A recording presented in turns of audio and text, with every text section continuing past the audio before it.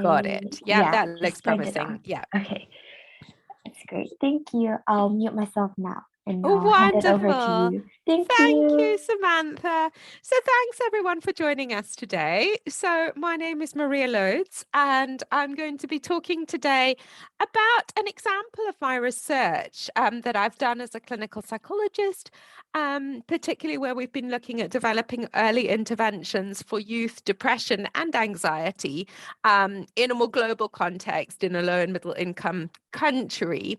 But I thought, because of the purposes of the society, I will flag this again later. I'll talk about this later. This is a study I'm currently running if anyone's interested in participating. I'll come back to it at the end though, so don't worry about it now. This is my aid memoir to remind me to come back to it at the end. I thought the place I would start in terms of introducing myself is talking a little bit about my journey into clinical psychology and then what I've done since as a clinical psychologist.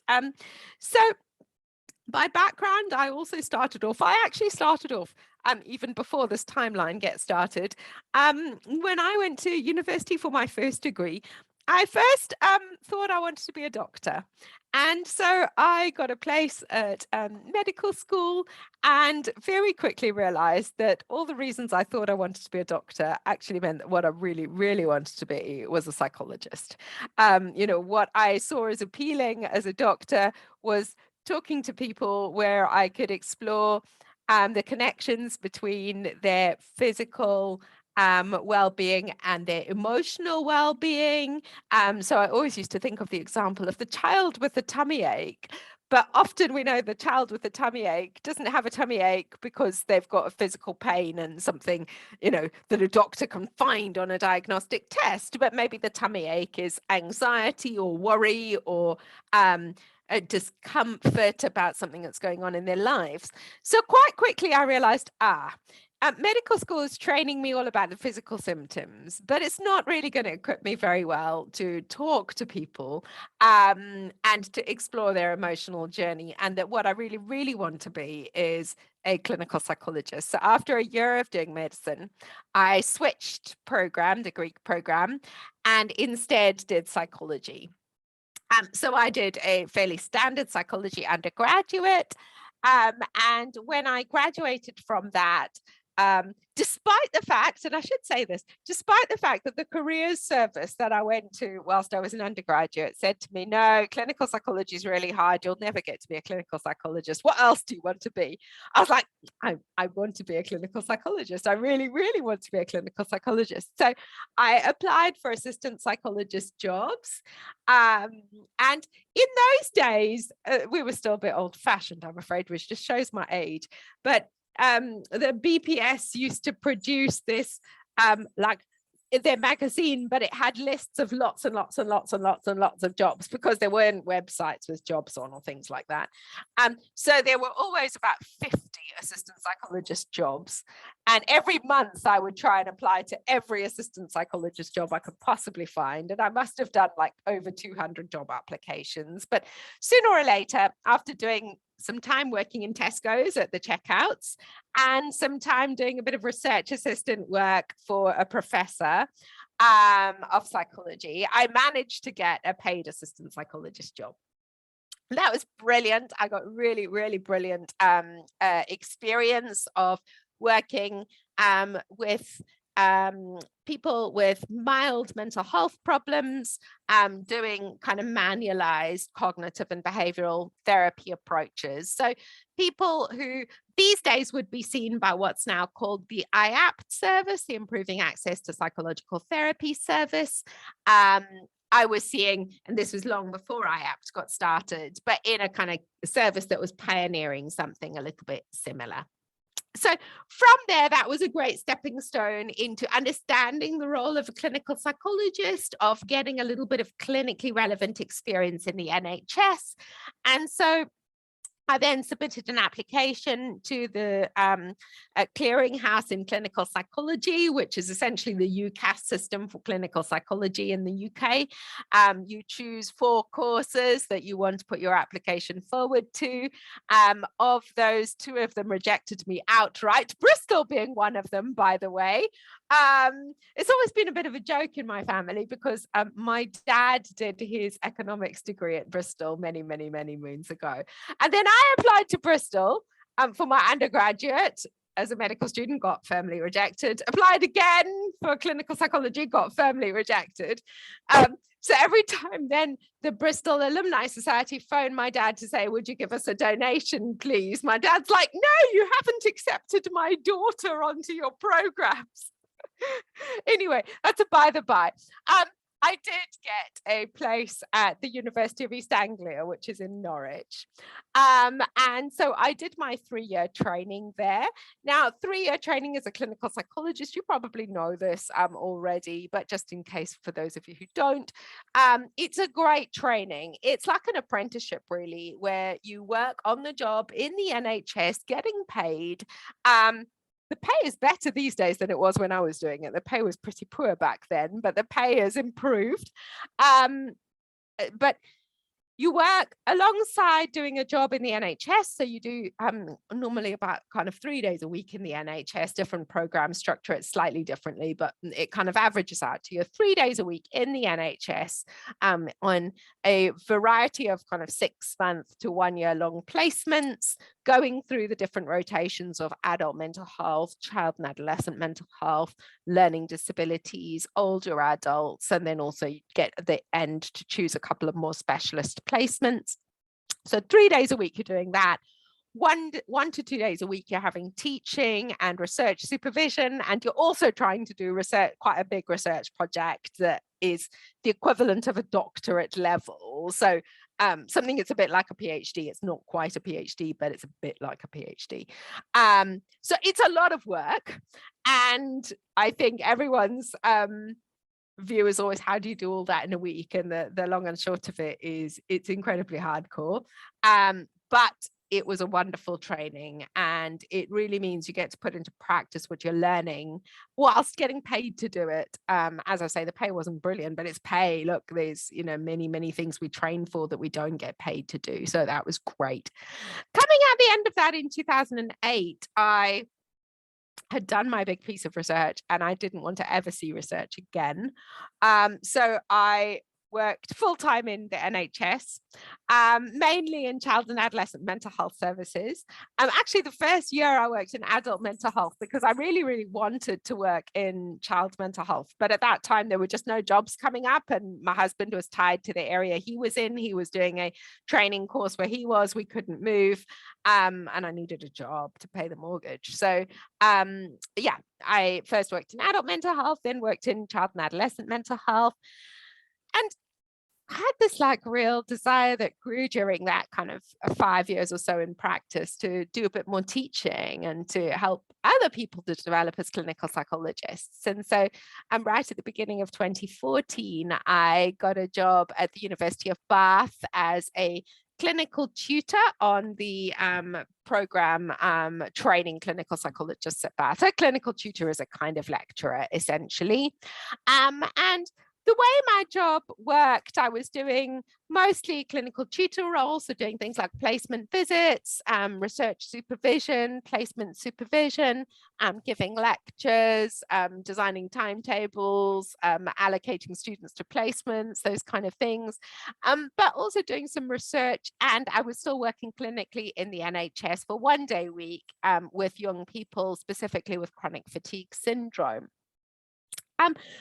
That really sparked my interest in mental health in young people with chronic fatigue syndrome specifically, to the point where I actually applied for some further research funding in 2016 to really further the research into mental health problems in young people with chronic fatigue syndrome specifically. Now, young people with chronic fatigue syndrome seem to be disproportionately affected by mental health problems. We know mental health problems are a big problem for teens anyway, but they seem to be an even bigger problem in chronic fatigue syndrome. So I wanted to understand more about this. I got this really great NIHR, so National Institute for Health Research funding to further my research into that. So I then swapped over to doing more research and less clinical tutor role, but still being involved in the program. And then my life changed a bit more in 2019 when I also became a mummy. So we adopted a little boy, and that meant my work day looked a bit like 3 days a week research, 1.5 days a week clinical tutor, and 24/7 mummy. And that's ongoing. But where I'm going next in my research, I've actually just reached the end of my program of pediatric chronic fatigue syndrome research. And where I'm going next is back into more general adolescent mental health. And that links into what I'm going to be talking about today as an example of my research. So what I'd like to really focus in on today is thinking, well, okay, how do we do meaningful youth mental health research in challenging contexts? And the story starts back in 2016 when, as part of my job at the University of Bath, the department head said to a number of us, well, our university has got a relationship with Stellenbosch University in South Africa. Would you like to go on an initial trip to see if we can develop some research links with their department of psychology? Now, I think they probably knocked on my door because if you haven't picked it up already, you've probably heard I've got a slightly strange accent. I grew up in Africa, and I've got quite a lot of connections with South Africa. So I think they thought, oh, Maria knows what South Africa looks like. We'll send her off. I'd actually never been to the Cape and never been to Stellenbosch, but I do have family who live in South Africa, and I have lived in South Africa myself. It's just a huge country. So in 2016, off I went. And yeah, I talked about that. That's me in Africa. Let me go back slightly. What happened is we started to develop a program of research. So the moral of this story for me was assumptions are made and most assumptions are wrong, because I thought I knew about Africa. I'd lived in quite a number of countries. I'd traveled quite extensively. And so there was lots I assumed about what was going to be useful to research in Africa, what the priorities were. Now, you probably know Africa is absolutely massive. Stellenbosch University is right down here on the tip in the far south. And it's beautiful there. I mean, it's a wine growing region. So that's why most people know the name Stellenbosch, is because some really good wine comes from there. It's a really picturesque mountainous region. It's about 40 minutes drive inland from Cape Town. And it's quite historic. So it was one of the original towns that got set up in South Africa. So by South African standards, it's got a lot of history. By English standards, it's probably, it's a couple of 100 years history. It's not quite like, I'm still bowled over by things like St. Paul's Cathedral or, goodness me, Stonehenge. Gosh, like Africa just doesn't have that length of habitation history. But Stellenbosch has got a fair amount. And South Africa, again, just for those who don't know, is really multicultural. So there's 11 official languages spoken in South Africa, and these are of a whole range, and English is only one of them. Most people do speak a level of English, but one of the things we really had to bear in mind in all the research we've done is where we were doing it and what languages people spoke. So to give a little more context of the areas we do our research, though, nearby to Stellenbosch, so between Stellenbosch and Cape Town, there's this absolutely massive township that's called Khayelitsha. And this has a population of about 500,000 people over a very small area. So it's very densely inhabited with relatively temporary kind of accommodation, although you start to drive past there these days when I go and visits, and people have got like TV aerials on the roofs of their shacks and stuff. I mean, it's relatively permanent temporary housing, as it were. And the other area we do our research contrasts a lot from that, which is the winelands, where there's a lot of agricultural workers over a much larger area. So we work in our research between this very densely populated, impoverished population and a very impoverished, but much less densely populated population. So on this initial research visit, I'm here in In the centre, there's a couple of other members of University of Bath staff there and members of the department at Stellenbosch. We had this great visit. That's their psychology building, you see. We talked lots about our research, and yeah, that's me. That's Bronwyn in the corner, and that's Ashraf. And we happened to have a conversation where we thought, oh, we're all quite interested in HIV in teenagers. I'm interested in fatigue. Let's think about, shall we investigate whether adolescents with HIV also have problems of fatigue? We know that adults with HIV have lots of problems of fatigue, but we don't know anything about this.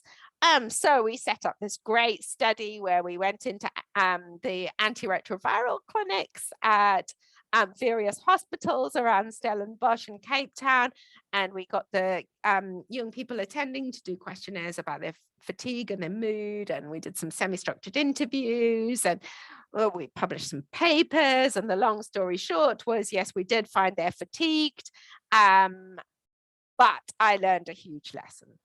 I learned that although there was loads of enthusiasm for research amongst the medical communities, amongst the academic communities, it really felt like we were completely missing the mark in this research about what really mattered to kids in South Africa. What kept coming through to us was whether you've got HIV or not, it's really hard to get help for your mental health.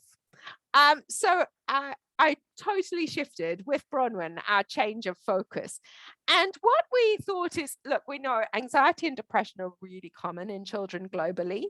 By the end of our teenage years, at least 10% of kids will have developed a significant anxiety or depressive disorder. And when we take a wider definition, even more. But what we also know is that youngsters in South Africa are exposed to a whole load of extra risk factors for mental health problems. So we know that actually there's a huge rate of HIV and AIDS in South Africa, and that means that most kids are exposed to a level of illness or bereavement in their communities, if not in their direct families. There are extremely high rates of violence and trauma. So a colleague of mine here at University of Bath, Sarah Halligan, has done extensive research specifically on trauma in young people in South Africa, and the rates of trauma, most kids there have experienced multiple traumas in their lives, or most kids in England have at most experienced a single incident trauma.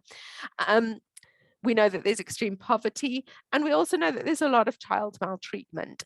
So we know that actually what the stats seem to indicate, but also what the risk factors suggest, is that we're going to have even more young people in this context meeting the criteria for anxiety and depression. So we wanted to, Bronwyn and I kind of scratched our heads thinking, okay, she's a lecturer in South Africa, I'm a lecturer here. What do we already know about effective treatments that we could get some money to test out in this context? So we looked at the existing literature, and we found that actually in low and middle income countries, relatively little is known about treatments for anxiety, depression, and trauma in youth.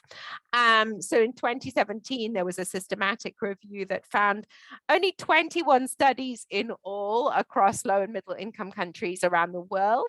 15 of those were in conflict affected areas, so things like war zones. So, then it's a little bit limited how much we can apply to somewhere like South Africa, which isn't a war zone per se. None of these studies have been conducted in South Africa. There were a few in Africa more widely, so 3 in Uganda, but most of those were in the war-trodden regions of Uganda, 1 in Zambia and 1 in Mauritius. The studies that were there in low and middle income countries did show some promise of cognitive behavior therapy-based interventions, but there was loads of heterogeneity, meaning the studies had all done something a bit different for a different length of time in a different way. So we really don't know what works. We also know that in these contexts, there are barriers to seeking help. So stigma, financial cost, time, and lack of confidence in the treatments offered really gets in the way of people in low and middle income countries seeking mental health help. And then even when they do, specialist treatments are really, really scarce. So in 2004, and I don't think the situation has improved, but the only available data is 2004, the ratio of mental health practitioners to children in South African provinces at best was 1 in 5,000. Now, needless to say, if we're expecting at least 10 to 20%, if not more, kids to have mental health problems, that's not going to go any way to meeting the need. So it's an important issue. Health and social care costs associated with mental health problems are huge. We need to prevent anxiety and depression wherever we can as a public health objective. So we thought, right, okay, the problem we want to solve is what can we do to build resilience in kids in this context. So we designed a program of research around this focus, aimed really at helping young people to become more resilient and better able to cope with the stress and adversity they face in their lives. We thought schools are the perfect context for intervention because of a number of factors. One is there's a policy obligation to recognize the special health and development needs and rights of adolescents and of young people. And that's both at kind of like, global policies like UNICEF, but also at South African government policy level. Most children in South Africa attend schools. Classroom sizes are huge, but most people do go to schools. So it's a place we can find people. Schools already focus on skills and skills development and learning, right? So a program that's designed to help young people to develop life skills like social and emotional skills, and to promote those rather than to focus on treatment makes sense, but also potentially reduces stigma. So offering something to everyone rather than just offering to people with selected problems is much less stigmatizing and means we can potentially start to have more open conversations in the school context and in community context about mental health problems. So we thought what we wanted to try out was some kind of universal prevention. What I mean by universal is we deliver it to all kids. We don't select them on any particular basis or target any particular kids. We just say, right, any young person in a particular classroom gets this program. So there are programs like this that have been developed previously. Friends is one example that's been tested quite a lot in high-income countries. It's a manualized CBT program designed to be delivered at classroom level, and children learn practical emotional health skills. We wanted to know, does this work? And the evidence does show that there's pretty good indications that it does work for kids in places like Australia and the USA. It can help to reduce anxiety and depression, and that even at longer term follow-up, there do seem to be helpful indications in terms of long-term effects as well as short-term. But there is very little to say whether it works in contexts like this that we were faced with. So we put together a grant application and got some grant funding from the Wellcome Trust to fund a project of work. This is our project team. So there's a couple of people from Bath, including Prof. Paul Stallard and myself. There's a couple of people from Stellenbosch. And then we've also got a non-governmental organization called Community Keepers on board in South Africa. And first we did some foundational work. So we really wanted to know, okay, we know there's some programs that work in high-income countries, but we really want to know what will fit here. So we did two things. One is we did another systematic review where we really looked at universal intervention specifically in reducing anxiety and depression in school-age children in low and middle-income countries. We included all the studies we could find and we systematically searched for those. We found 11. Again, they were spread across a number of countries, but none in South Africa. Again, they indicated the same thing we'd found, that mostly used CBT, psychoeducation, health promotion, mostly were delivered during school hours in a group format, and mostly were delivered at kind of young adolescents. Mostly delivered by teachers, sometimes by researchers and counselors, and parents were mostly not involved, and so on. What we also did, though, is we looked at all the stakeholders in South Africa and interviewed them about what their views are about what mental health is, what thoughts and feelings are, because we know these things are really culturally loaded, right? And what they thought about a program in the classroom and how we could make that work. So we interviewed young people, and as I say, the theme here was really of stories of violence, trauma, and loss. So even though we were asking them, what do you generally think about thoughts and what you do generally think about a mental health program, many of them disclosed to us traumas that they'd never told anyone about. Carers and parents the same. So we interviewed 21 parents and carers, and the age range there is interesting. That is correct. There were grandmothers who were caring for young people as the primary caregiver because, of course, HIV has taken out a lot of the working age populations, and many young people actually have kinship care. And again, many of these adults told us about their own experiences of violence, trauma, and loss, but they did think that actually a program in class would make a difference for schoolwork, for helping children to deal with and identify emotions, for helping them to make the right choices. And actually, many of the adults were saying, gosh, we need this information too. We don't know how to deal with these things. We interviewed school staff. So we interviewed 17 staff from 2 schools. And again, they highlighted to us the importance of considering the context of these kids' lives, the gangs, the violence, the crime, the trauma, the substance use, and also the difference in terms of culture where parents don't always view children as important, and where there are different kind of narratives around child rearing and what is permissible, what's expected. And then we interviewed 6 of the counsellors from the Community Keepers organization, who are this a non-governmental organization who offer counseling in these schools to young people. And again, they highlighted to us that these children they see for individual counseling are often in self-protection mode. They use aggression tactics to protect themselves. And actually, these are probably helpful when you live in this kind of context. You don't want to take away what's actually protective and helpful. And that most young people seek help for confidence issues rather than labeling it as, say, anxiety or depression. So we then, in the second part of our work, have set out to develop a program that we could deliver to these kids in the classrooms based on what everyone had told us and what we'd found out from the evidence. So how we developed this program was experts who are clinical psychologists like Prof. Stallard, myself, Prof. Helene Loxton at Stellenbosch,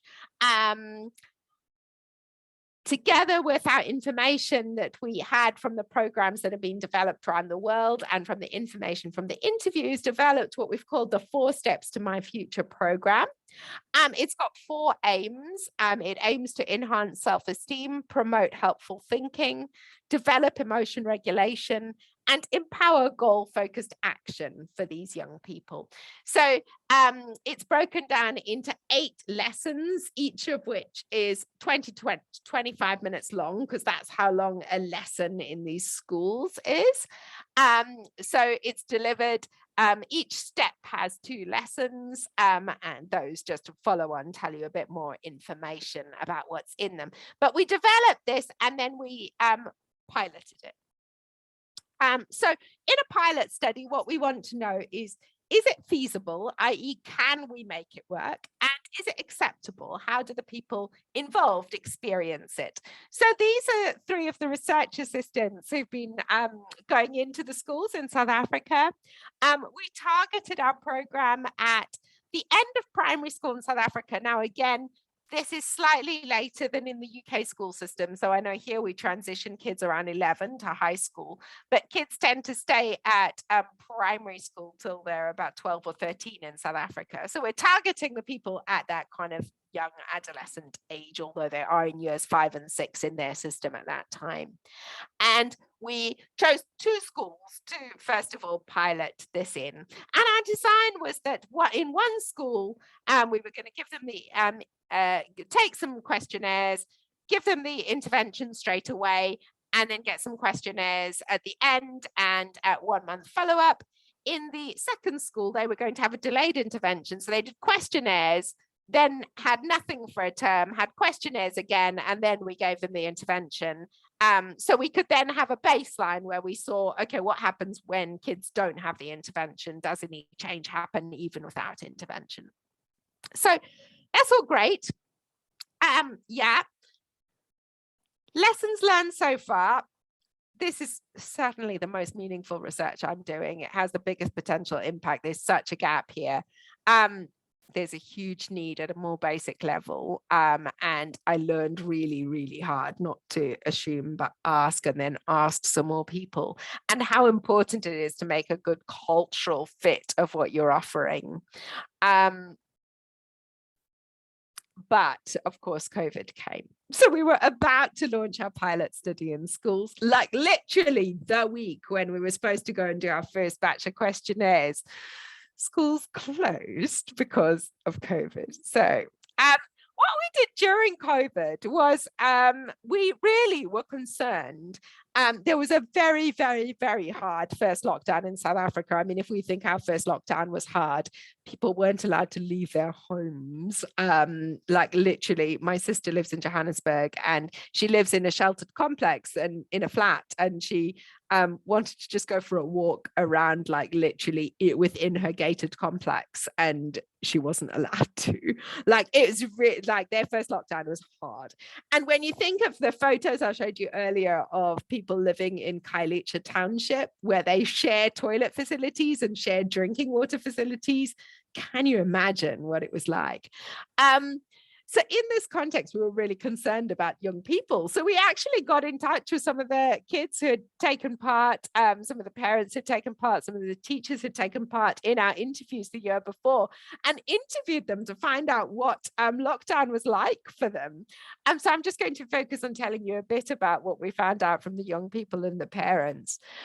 So you know, they had understanding, and this was so that we interviewed them right in their first lockdown. They understood that coronavirus could spread very quickly and that they could pick it up, and that it can make everyone sick, and that they shouldn't play with each other because children can spread coronavirus by playing with each other.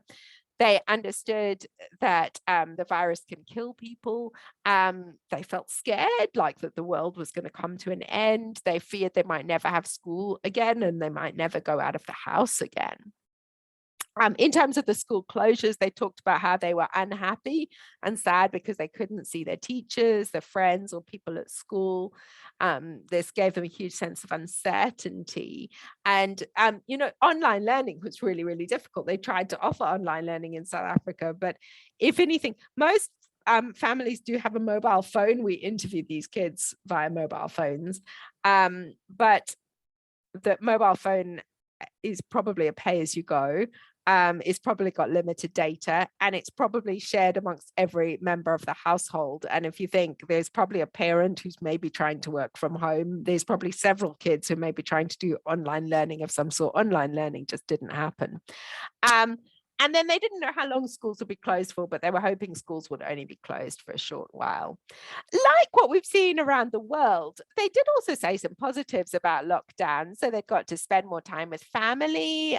So one young person thought that lockdown had brought her closer to her family, and that it was positive to be in lockdown because, you know, you decrease the risk of getting coronavirus. But there were challenges. It was challenging not being allowed to go anywhere, not being allowed to play outside, being boring because you didn't see your friends, being difficult to do your schoolwork at home. And it was really tough not being able to go to school, not having people to explain things.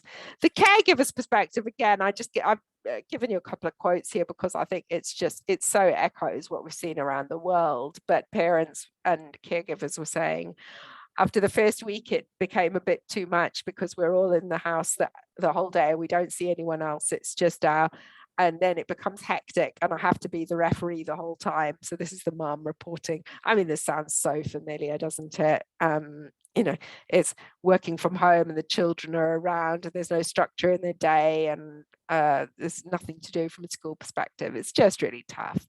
So again, I learned a huge amount of lessons here. I again learned about pivoting and doing research, which was really meaningful to the community. And by the way, we've actually just published our paper on this. It is available since December. What I also learned is that we had to balance out, you know, this was in no way a perfect study. We were doing what we could in a very difficult context. And we had to just focus on, we need to do something to interview some people to understand a little bit, because of course in the UK, we had loads of kids, and the US too, and lots of other countries, we had loads of kids filling out online surveys about what it was like doing online learning and all of these things. But these kids aren't even managing to do their schoolwork online. They're definitely not doing surveys online. Some of the studies, like the CoSpace study, which has been done in a number of countries around the world, tried to launch in South Africa and just got no participants from kids. I learned personally about being adaptive and creative and resilience, and spending my time in that first lockdown doing more of what matters, like this research in South Africa. You know, a number of my other research projects just took a back seat because this felt really, really important. And I also learned about making sure I shared my findings as widely as possible. So we did talks on the radio, we did interviews for media. Bronwyn in South Africa has sat on various kind of like province level committees to advise on mental health and provision and so forth. So I've told you that story of that research really because it is kind of one of the pieces of research I'm passionate about, but I think it also links really nicely into thinking about ideas about mental health in different cultures, about mental health in terms of thinking about how we build resilience and how we take a more preventative approach. If these things are things you're interested in, I've put a few select references here of things you might like to look up. I've done quite a few podcasts and blogs in the COVID context, which are freely available. I've done quite a few papers, again, freely available.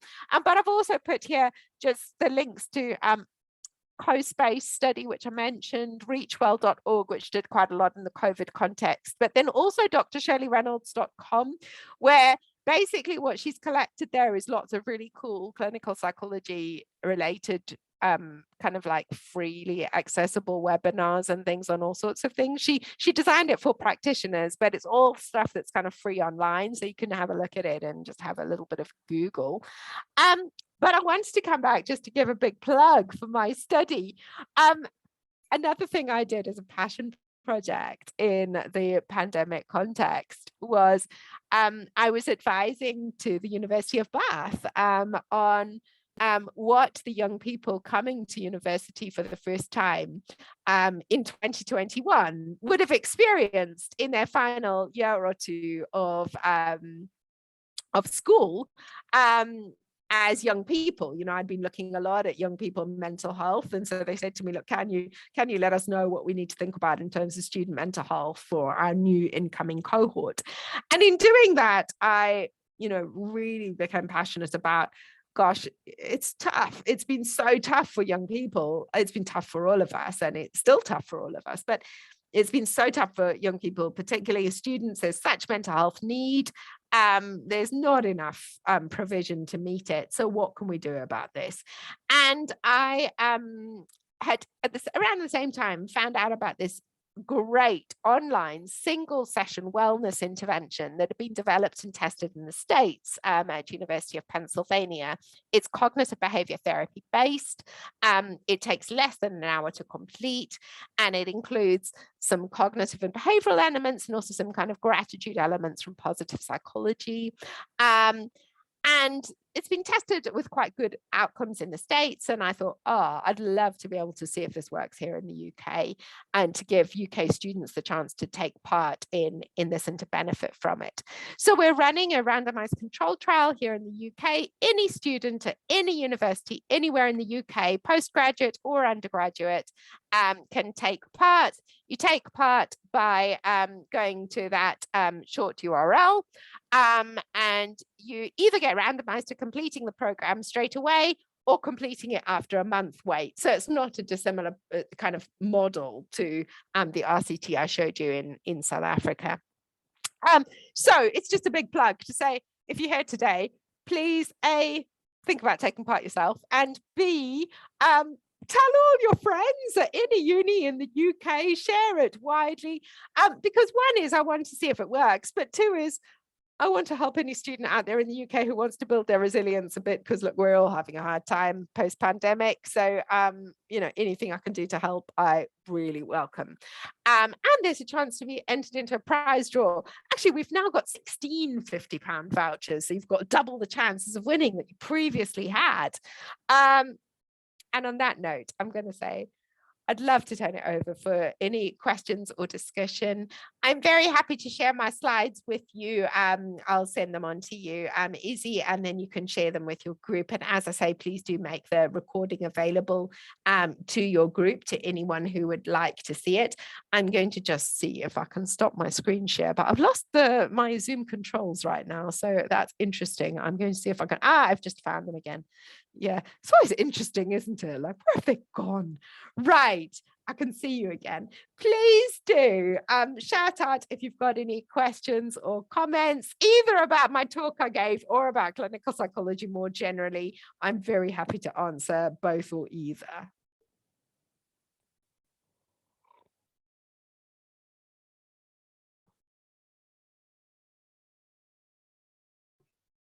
Right, I'll jump in. Thanks, Fergus. I was going to say, I didn't mean to stun everyone into silence. Go ahead. No, I was going to ask, when you're doing the study in South Africa, I mean, there's so many problems that those kids have, and like cultural and societal, and a lot of them are growing up in extreme poverty.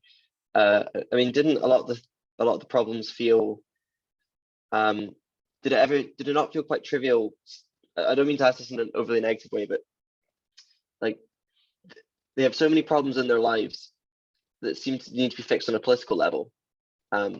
Did you not feel that quite a lot of what you did didn't have much of an impact? I mean, if your parents die of HIV when you're young and you grow up in extreme poverty, like it's such a good question, Fergus, and thank you for raising it, because it is something we really grappled with. Like, also, what are the ethics of us kind of doing something to try and help them cope in contexts which they just shouldn't be coping with in the first place? And we really we grappled as a research team, and we still do, to be honest, because I think, you know, if you're living in poverty, you've had bereavements, you've got HIV, all, you know, the realities these kids face, you've witnessed stabbings, and, you know, it's really difficult.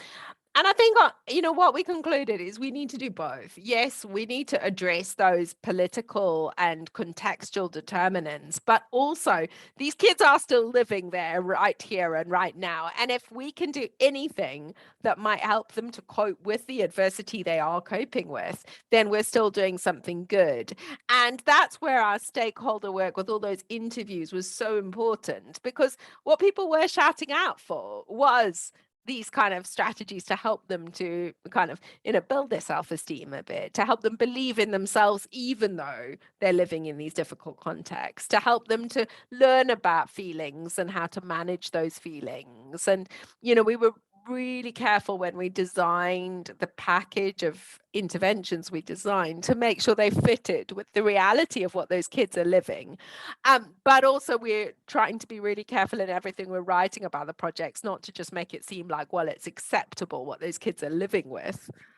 And that therefore, if we just provide a little bit of this in the classroom, that's fine, because it's not fine.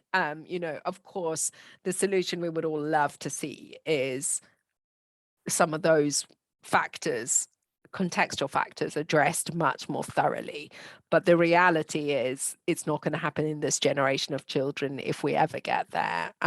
So, we've got to also help these kids living with what they are living with. Thank you very much. Yeah, I guess I have a question as well. You've mentioned like the situation in South Africa, of course, is very different to like countries in the like, for example, such as like the UK, which is generally like a bit more privileged. Would you feel like, since you did most of your clinical training in the UK, if I'm correct, Yeah. would you feel like it's very hard to apply what you've learned and what you've trained for in the UK in the context of like South Africa, for example, since the situation is so different, and like just the culture and just the way even like how people interact might be very different? Yeah. I've never really thought of it like that, but what I think clinical psychology training does brilliantly is it gives us a framework and a lens for really understanding and making sense of what presents to us. So, what we're trained to do as clinical psychologists is to hear a story of a person. We're normally trained to do this about individual people, but I think it applies to the research story too. And to listen carefully, and to then help the person to make sense of what's going on for them, and to think about what's keeping the problems going and how we can help them to overcome those problems. And we call that in the jargon terms formulation, but essentially to do a roadmap of what's leading to the problems, what's keeping them going, or what are the protective factors, etc. And I think what therefore it meant that when I went to South Africa, I was able to use those skills to do the same kind of thing there. And hopefully what I've walked you through in terms of our journey of doing all these interviews and looking at the literature and then carefully designing what we did on the basis of that. If we hadn't done that whole process, which was based on having our skills of knowing, okay, what we need to do is go and listen and then understand and make sense of before we just do. I think I would have fallen flat at the first hurdle, because I would have gone there as a psychologist trained from a British perspective and known not a thing. And almost, I guess, that is the story I start with, which is even though I thought I knew some about Africa, I really got it wrong to begin with in what I focused on in terms of priorities and where I needed to invest my time. But yeah, I think my clinical psychology training means that my default position is listen first, try to understand, and then make an action plan based on the understanding. And I think that overall model for how we're trained to think as clinical psychologists really stood me in good stead. And together with that, Samantha, what I would say was absolutely critical. I could not have done this without working together with all those people on the ground in South Africa. So we were working with clinical psychologists and counselors in South Africa. And one of the steps of this project that I didn't talk about was we developed the program, the 4 Steps to My Future program, and mainly Paul Stallard and I developed that here in the UK. And then I flew out to South Africa. This was not long before the pandemic kicked in, actually. So end of 2019, I flew out to South Africa for a week, and I met with a number of the counselors and the research team, and I trained them in the approach. But in training them in the approach, what we also did is we refined the approach. So we role played out and tried out every single thing and thought about how this will work in a South African classroom. We got them to pretend to be naughty school kids, and we tried it out. And then we refined it according to what worked and what didn't. So I could not have done it if I just ported myself out there and tried to just go and do something. those people on the ground were absolutely key, working in collaboration with them. We have the expertise here in England from what we know about what's worked for kids in schools in England. They had the expertise of knowing the South African context, and we brought those together to really collaborate on doing this. So I think as a sole person trained in England to just go out and think I know what I'm doing somewhere else, I'm not going to. But my skills stood me in good stead, and working in collaboration and partnership stood me in good stead.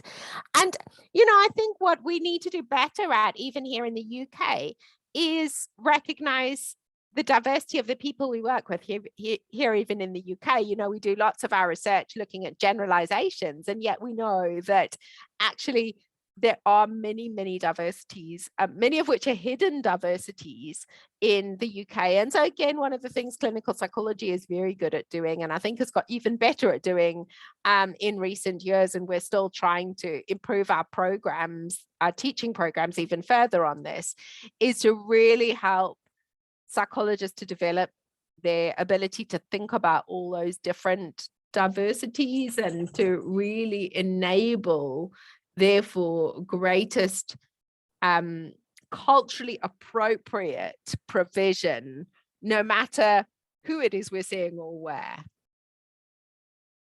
Yeah, thank you so much. Because a lot of us are international students as well, and sometimes it feels like what we're learning can be a bit out of touch with what we knew of that was happening in our own countries. And yeah, it definitely makes sense to work more in collaboration and just listen and do research. Yeah. And as I say, I think those are foundational skills that we're taught as clinical psychologists that stand us in really, really good stead. And I also think that what we can really benefit from more on going forwards is questioning some of the assumptions we've made, because most of our psychology research, as I'm sure you know, is based on what's unfortunately called weird populations, westernized, educated, etc.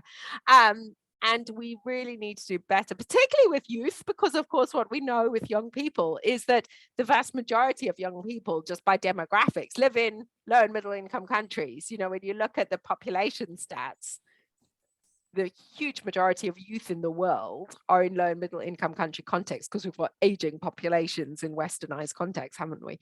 So I think we need to do much better at making sure our psychology research, broadly, clinical psychology as one example, really captures the world's population, not just our population, and being more culturally sensitive about how we apply psychology principles. So yeah, I think, I would go on, Samantha, being curious and questioning that as much as you can, because many of our assumptions are founded on things that were found out 30 years ago, 40 years ago, 50 years ago, on a rather specific population in a rather specific part of the world. We don't know to what extent those apply to the current generation, even in that same place. Yeah, definitely. Thank you so much. Such a pleasure. I'm conscious of the time. I guess there's time for one more question if anyone has one. Hi, Maria. Hi, Isaac. How are you? You okay? I'm well, thanks. Thank you very much for the talk. I just had a question essentially building on what you just mentioned there. I was wondering whether whether by your knowledge, whether there are actually any disparities in the prevalence of mental health complications within developed and developing countries. Yeah. It's such a good question. And again, I don't want to fall into the trap of drawing sweeping generalizations, but generally speaking, what we find is mental health problems do seem to be at least as prevalent, if not more prevalent, in low and middle income countries. Because a number of the factors I mentioned, we know that vulnerability to mental health problems is things like poverty and trauma and deprivation and so on and so forth. And by definition, we're more likely to have more of those in low and middle income country contexts. But at the same time, we do have the problem in much of the research that's been done that both Samantha and Fergus were alluding to in their questions about, you know, do we know that these cultural constructs transfer? And you know, there's been some really interesting work by a group called the Shamiri Institute, who work out of Harvard University in the States and also in Kenya, where they've been looking at, you know, to what extent does, for example, the symptoms of depression translate into a population in Kenya, and how much do the questionnaires we use all over the world for detecting mental health problems, like the PHQ-9, which is the Patient Health Questionnaire 9, fairly standardly used. If you go to your GP and tell them you're feeling low in mood, they'll kind of run it through with you. But how much does that transfer into way a Kenyan person might understand or conceptualize their mental health problems? If we ask them, have you been feeling low or sad in mood, does that question even make sense to them? So I think we've got a lot of work to do in the low and middle income countries specifically in getting better at picking up and detecting mental health problems in the first place, because a lot of our constructs and our ways of measuring mental health problems currently are based on the cultural conceptualizations that come from the westernized world. Even if we're trying to do the research there, we're still just trotting along with our little pen and paper version from here without thinking, is that really asking what I'm going to ask, and is that really getting the information I want to get in this different context? So hopefully that goes some way to answering your question, Isaac. Thank you.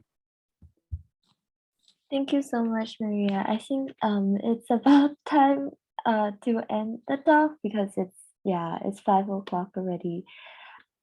Unless anybody has more questions, like a short one maybe. No. It's been such a pleasure to come and talk to you today. Thank you so for being much. such an engaged audience, and really good luck on your journeys. You can get there. Don't be disheartened if people say you can't. Just keep plugging away at it. Thank you. Bye. All the best. Thank you very much. Thank you.